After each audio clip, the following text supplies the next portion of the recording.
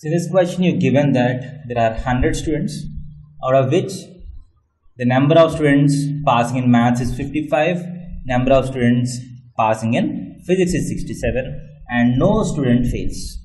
That means each of these 100 students are either present in maths or physics. Either present in maths or physics. So there are no students who does not pass in either maths or physics. And the number of students who passed in physics only, that's the question.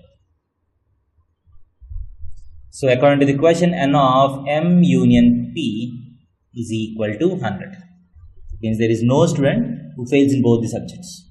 So N of M union P is 100.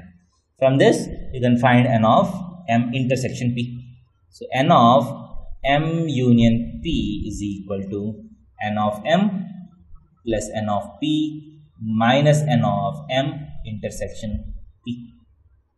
This implies 100 is equal to 55 plus 67 minus N of M intersection P.